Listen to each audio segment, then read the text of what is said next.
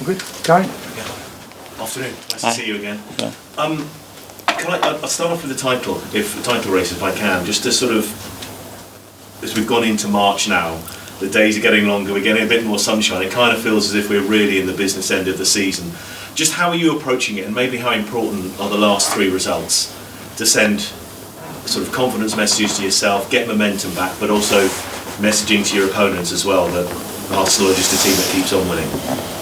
There's no messages to the opponent, it's just messages to our player to continue to do the same, that we do better every single day, and that's the only discussion, to be fair, that we are having amongst the squad. Just a couple of things on just the importance of the last 3 results. Just how important is it within any club, with any environment, is that when you suffer results that you don't want, that you can get back to winning ways? It's often talked about so much, but just how important is it?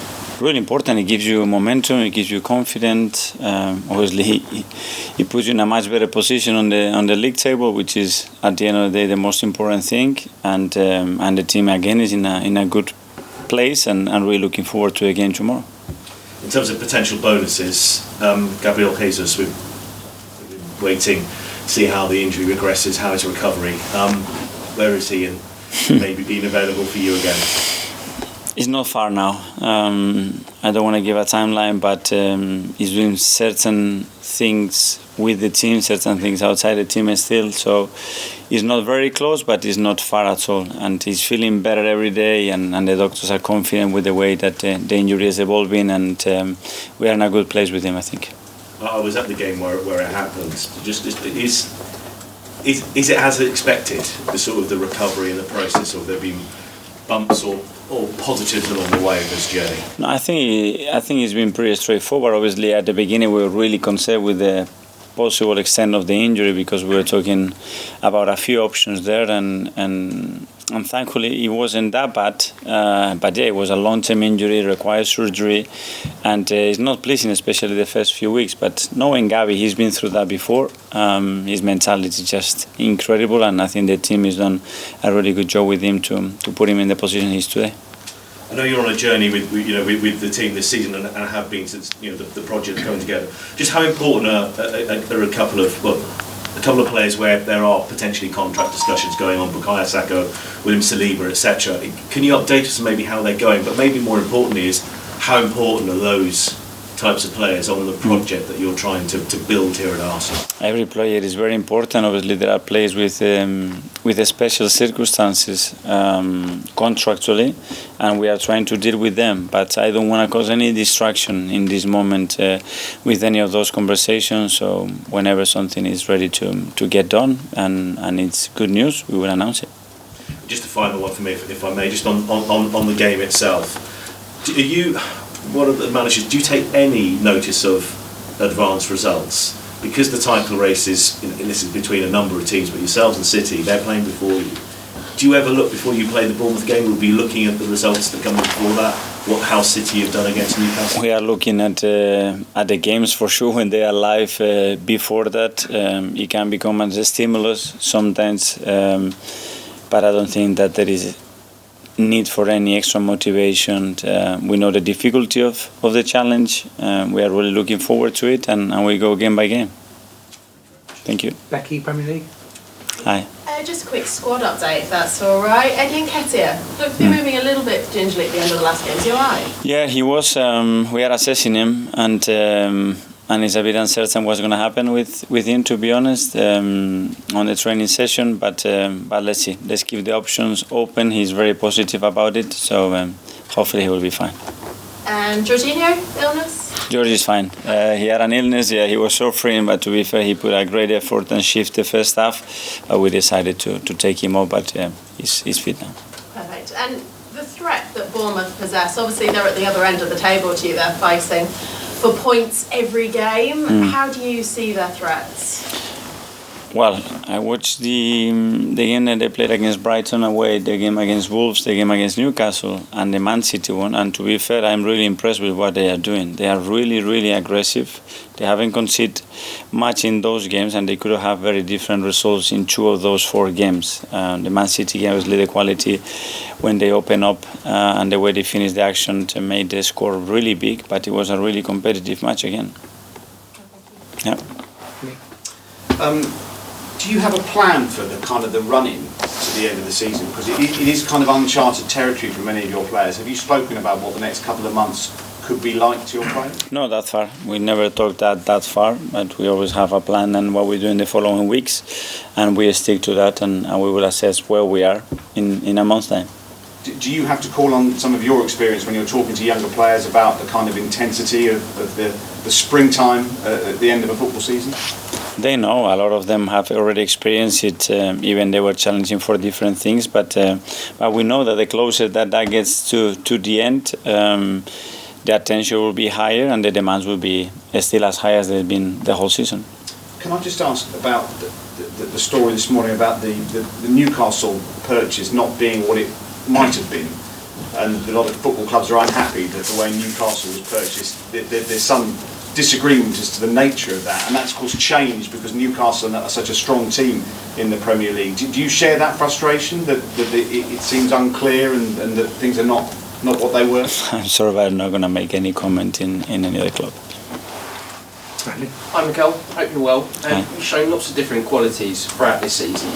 I mean, just has this team reached its full potential yet, or if so, do you think there's so much more to come from this? Much more to come. I think we can do things much better in many aspects of the game. We still have players with immense growth potential, individually and collectively, and as a club as well. We have still a lot of things that we can do much better, and that's the aim. And we have to be really seeking for that excellence and that perfectionism, and trying to recruit the best people to do that and have all the time the right mindset to achieve that level. I mean, Alexander Zinchenko impressed again during the week with some really clever passes in the build-up to a couple of those goals. Do you think he could play further forward, later on in his career, or do you feel like that position where he is at the minute is his best position? He can, and he adapts to certain positions that we have in the field in a great way, and sometimes he occupies those spaces. We will see. Sometimes teams put you questions and you need Alex in certain position. He can play wider and higher off the pitch as well, and he's really comfortable there as well. So it's good to have that versatility with players. And looking into the game this weekend, Gary O'Neill has said that what sets apart this Arsenal side from all the other teams in the league is the team's intensity. And I remember speaking to you a couple of weeks ago and you said you're an energy giver and not an energy sucker. So how important has that energy and that intensity been to the team this season? Really important. It's part of our identity and the way we want to play the game, and we demand that to ourselves every single day, because without that I think we become an average team. And lastly from me, I'm sure we'll be able to relate to Gary O'Neill, obviously a first-time manager in the Premier League this season.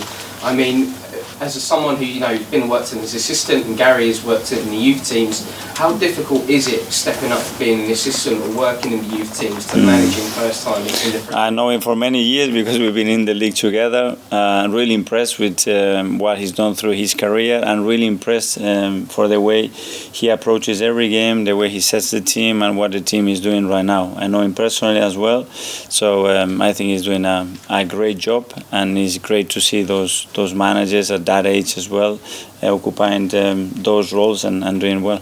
Thank you. Best luck this weekend. Thank you. Mark? Hi Mikel. I know you don't want to put a time frame on Gabriel Jesus' return, but do you expect him back before the international break? So you want me to give you a time? We don't know. Yeah, I'm saying we know far away, but obviously he needs to do much more with the team. So let's see how the next week, 10 days develop, and we'll have a much better picture. Is it a mark on how well your team have done without him that if he was fit tomorrow he wouldn't necessarily be in the team, given how important he was before the injury? Well, probably that wouldn't be fair on him, because he was starting every single game, and what he produced for the team it was phenomenal. But it's true now that we need to see when he gets back, at what level he gets back, how we're going to fit him in, how we're going to load him with minutes, and in which games, and then like everybody else, he wouldn't have to earn his place. But we know what Gavi can give to the team, that's for sure. Your first ever game as Arsenal manager was against Bournemouth. A lot's changed personnel-wise, I think, since then. How do you think you've changed in that span as a manager from your first game since this? Probably a better question for somebody else, not for myself to judge how I am. Do you feel that in that time you've learned a lot? But given we've had COVID, you've had issues with players. You've gone through quite a bit of the middle, haven't you?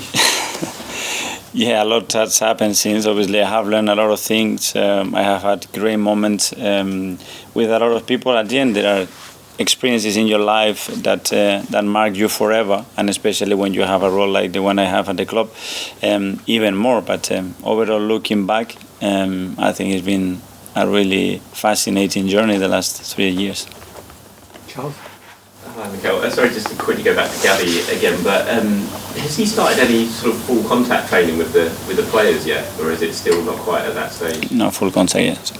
And when he does come back, do you envisage maybe an under-21s game first for him, so it ease him in, get some minutes, 45 minutes? We need to see, depending how busy the schedule is and whether we have the space between games to fit that in, whether we feel he needs it and how much we're going to get from it. It's some questions, good questions, to ask in the next 7 to 10 days, I think.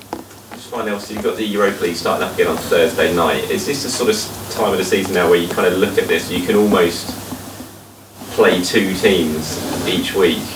You know, you can kind of rest up for the Premier League and then swap for the Premier League, get into a rhythm of two separate teams almost for the two competitions? Depends. Obviously, we haven't had two teams available for the last 5 months, so we didn't have more than 16, 17 outfield players, so that would have been impossible. Let's see if we have the chance to do that and we want to manage the rotation in that way. It's a possibility. But at the end, players have to earn the right to play, and not because you have 2 times a week, you cannot play those games. So we will see what we do. Kai?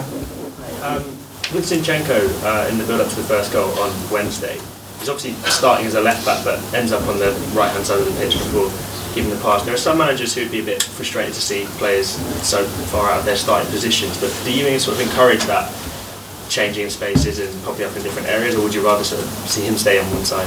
If he gives the ball away there and we get a counter-attack and they score, I would be really upset. Like every manager, he puts a great ball in, Bukayo is inside, he scores. Happy flowers, we are all happy. He has the freedom to move in certain spaces, like B does in the action where he receives the ball, and especially in certain games against certain blocks. But yeah, at the same time, you require certain discipline in the positions to do what you have to do.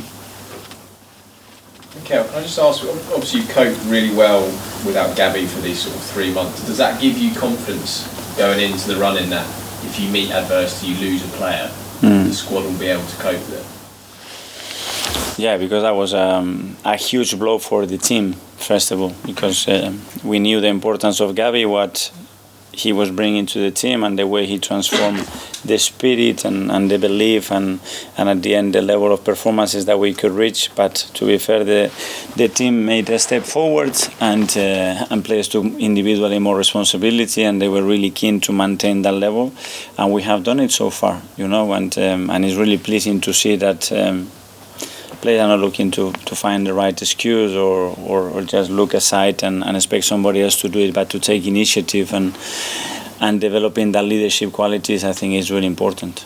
Have you seen players grow without having a leader in the team? Someone like Martinelli, who obviously very close with Gabby, but now he's been out, he's scored 4 games in a row. Have you seen a change in those players when they've had to sort of fight without him?